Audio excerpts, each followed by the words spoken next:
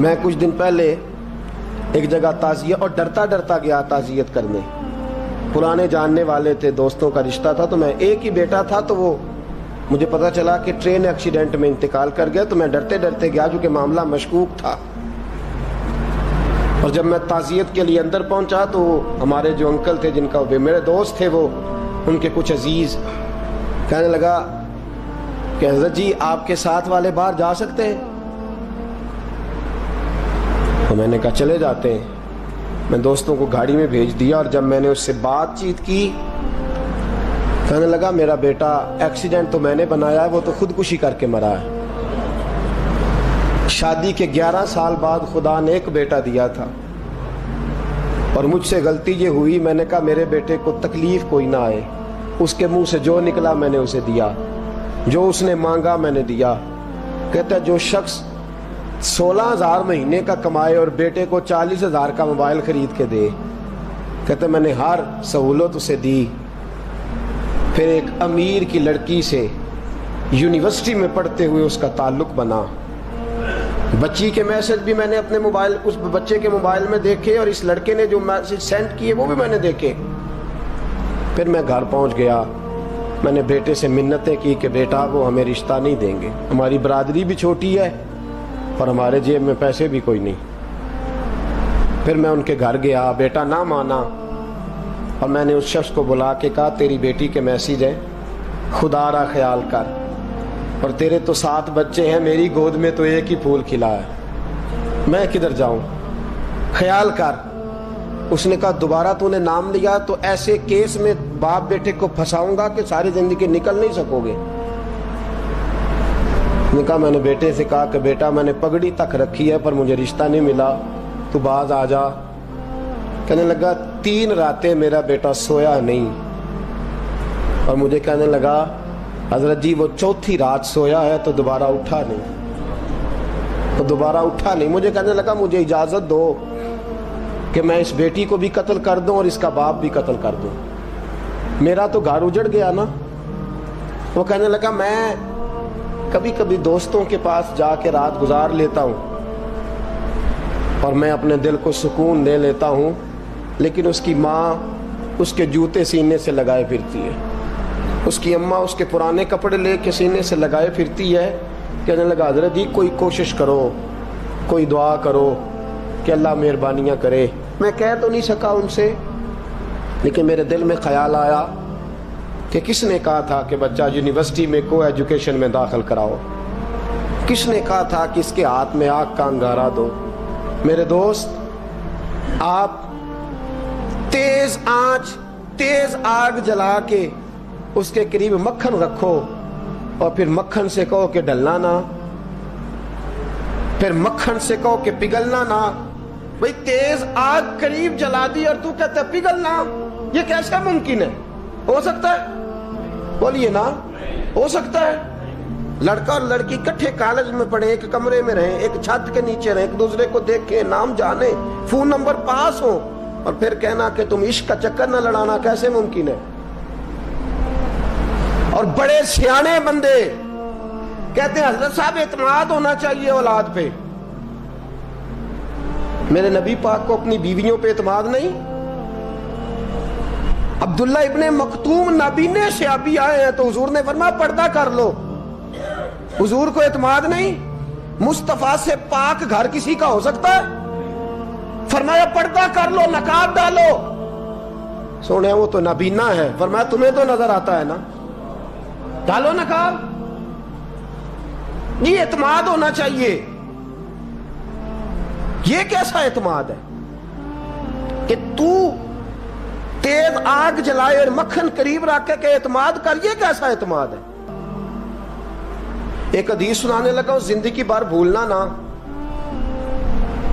دل کی تختی پہ لکھنا یہ روایت. توجہ ہے آپ کی؟ جاگ رہے ہیں؟ بار والوں کو میری بات کی سمجھ آ رہی ہے؟ حدیث سنانے لگا ہوں, ابن حجر اسقلانی حدیث لائے ہیں. رسول پاک صلی اللہ علیہ وسلم نے فرمایا جہاں مرد اور عورت اکیلے ہوں وہاں تیسرا شیطان ہوتا ہے. یہ تو پہلے بھی سنے ہوں گے نا اتنے لفظ، اس سے آگے ہیں ابن حجر حدیث کے لفظ لائے. یا رسول اللہ صلی اللہ تعالی علیہ وسلم، مرد اور عورت اکیلے ہوں تو تیسرا شیطان ہوتا ہے؟ حضور نے فرمایا ہاں. عرض کی حضور اگرچہ وہ نیک ہو، جاگ رہے ہیں نا آپ لوگ، اگرچہ وہ جہاں مرد اور عورت اکیلے ہوں وہاں تیسرا شیطان ہوتا ہے. حضور اگر وہ نیک ہو لکھ لو دل کی تختی پر. میرے رسول نے فرمایا اگر عیسیٰ کی ماں مریم بھی ہو اور زکریا کا بیٹا یحییٰ بھی ہو تو میں ان دونوں کو بھی اکیلا بیٹھنے کی اجازت نہیں دے سکتا. فرمایا عیسیٰ کی ماں مریم جو رہی مسجد میں، پلی مسجد میں، جس کی پاکیزگی کا اعلان قرآن کر رہا ہے، عیسیٰ کی ماں مریم. اور فرمایا یحییٰ صرف نبی نہیں، نبی کے بیٹے بھی ہیں، زکریا بن یحییٰ. فرمایا اگر یہ دونوں بھی ہوں، ایک نبی ہو اور ایک ولی ہو، مریم اور یحییٰ بھی ہو، مریم اور زکریا بھی ہو، فرمایا میں ان کو بھی اکیلے بیٹھنے کی اجازت ہے. تو کس نیکی اور پرہیزگاری کی بات کرتا ہے؟ تو کیسا پیر ہے اس کے پاس تنہائی میں بیٹھ کے بی بی اپنا دکھڑا سنا رہی ہے؟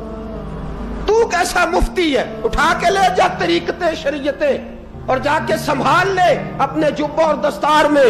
وہ کوئی جبہ اور دستار نہیں، وہ گند ہے. اس لیے کہ جو نبی مریم سلام اللہ علیہا کو نبی کے پاس بیٹھنے کی اجازت نہیں دے رہے، وہ پیر کس بات کی مولی ہے جو بیبیوں کو بغیر پردے کے سامنے بٹھاتا ہے اور تنہا بی بی کہتی ہے میرا دکھ سن لے؟ کس نے اجازت دی ہے؟ اور پھر کہنا تماشا لگ گیا، سٹنڈ لگ گیا.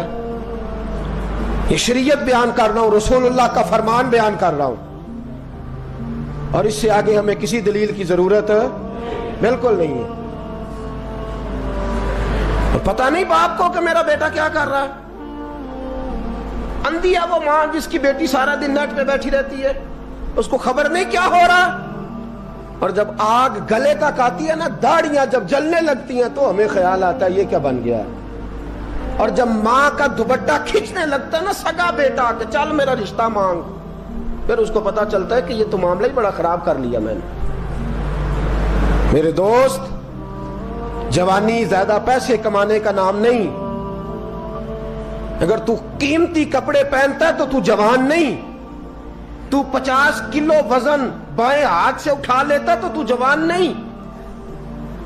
اگر تو ڈگریوں کا ڈھیر لگایا ہے اور تیرا دراز اور الماری بھر گئے ہیں تو تو جوان نہیں. اور اگر تو نے اپنے خاندان اور معاشرے میں اونچا افسر بن کے نام کما لیا تو جوان نہیں. جوان اس کو کہتے ہیں جس کی جوانی پاکیزہ ہوتی ہے. جوان اس کو کہتے ہیں جس کی نظر جھکی ہوئی ہوتی ہے. جوان اس کو کہتے ہیں جو حیا کا پتلا ہو. جوان اس کو کہتے ہیں جو شرم کا پیکر ہو. جوان اس کو کہتے ہیں جس کی نظر سے معاشرے کی بہو بیٹیاں بچی ہو. جوان وہ ہوتا ہے، جوان بھی ہو پاکیزہ بھی ہو، جوان وہ ہوتا ہے کہ میرے رسول پاک نے فرمایا صبح قیامت اللہ عرش کے سیدھے جانب جوان کھڑا کرے گا. 30 سال کا جوان، چڑھتی جوانی، خوبصورت آنکھیں، روشن چہرہ، اس کا وجود طاقت والا. نبی آگے بڑھ کے پوچھیں گے یا اللہ یہ کون ہے جو تیرے دائیں جانب کھڑا ہے؟ اللہ فرمائے گا یہ وہ جوان ہے کہ خوبصورت عورت نے اسے کہا تھا میرے ساتھ منہ کالا کر لے، پر اس نے نظر جھکا کے کہا تھا انی اخاف اللہ. نہ بھائی میں تو اپنے اللہ سے ڈرتا ہوں. فرمایا یہ پاک جوانی والا ہے، یہ حاجی نہیں، نمازی نہیں، یہ ولی نہیں، یہ صوفی نہیں، یہ وہ نہیں جو غوث زماں ہو، قطب دورہ ہو، پیر طریقت نہیں، مفتی وقت نہیں. یہ خالی جوان ہے پر پاک جوانی لے کے آیا ہے. یہ خالی جوان ہے پر پاکیزہ جوانی لے کے آیا. یہ خالی جوان ہے پر اس کی نظروں میں حیا بڑی ہے. یہ پاک، یہ کیا تماشا لگ گیا عشق کا چکر. اور آج جتنی مصیبتیں کھڑی ہوئی ہیں اس عشق مجازی کے روگ نے کھڑی کر دی ہیں ہر جوان. ہمارا ایک بچہ تھوڑے دن پہلے اس علاقے کا محمد طیب نام کا شہید ہو گیا. وہ ایک کونے میں رہنے والا, ایک محلے میں ایک چھوٹے سے کونے میں رہنے والا بچہ تھا نا. میرے ساتھ دوست موجود ہیں.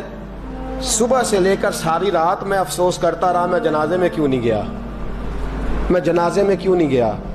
وہ بچہ پاک فوج کا وہ شہادت اختیار کر گیا تو فخر سے سر بلند کر گیا اپنا. لیکن جو بی بی کے لیے ساری رات روتے رہتے ہیں وہ شہید ہو سکیں گے؟